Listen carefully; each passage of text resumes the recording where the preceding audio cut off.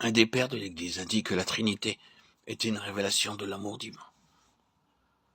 Le Père, qui est amour, une source d'amour, le Fils bien-aimé, un réservoir d'amour en qui l'amour a été répandu, et le Saint-Esprit, l'amour vivant, qui les unit et déborde ensuite sur le monde. L'esprit de la Pentecôte, l'esprit du Père et du Fils est amour. Et quand le Saint-Esprit descend en nous, et en d'autres termes, sera-t-il moins un esprit d'amour qu'il l'est en Dieu? Cela ne peut pas être. Il ne peut pas changer sa nature. L'Esprit de Dieu est amour, et le fruit de l'Esprit, c'est l'amour.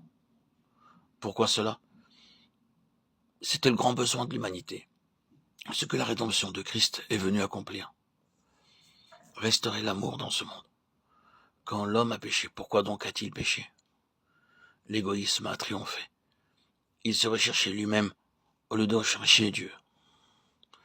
Et notez bien, à l'instant même, Adam commença à accuser la femme de l'avoir fait tomber. L'amour pour Dieu était parti, l'amour pour les hommes était perdu. Considérez encore, dès les premiers-nés d'Adam, l'un devint le meurtrier de son frère. Est-ce que cela ne nous enseigne pas que le péché avait dérobé l'amour du monde? L'histoire du monde est celle de l'amour perdu. Le Seigneur Jésus est venu du ciel comme le Fils du Dieu d'amour.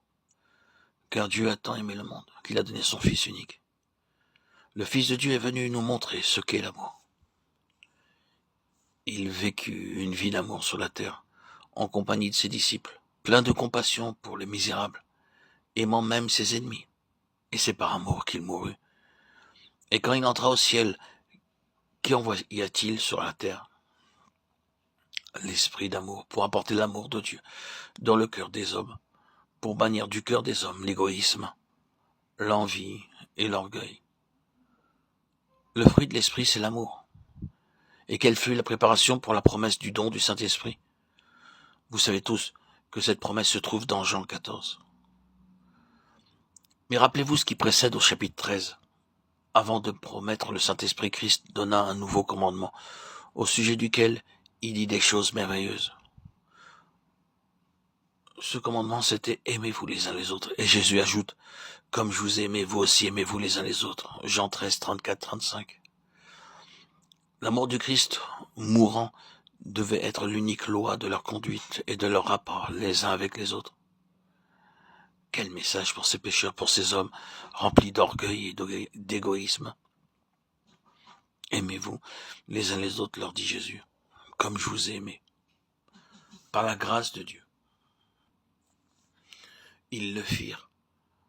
Quand la Pentecôte vint, ils étaient un cœur et une âme. C'est Jésus-Christ qui fit cette œuvre en eux.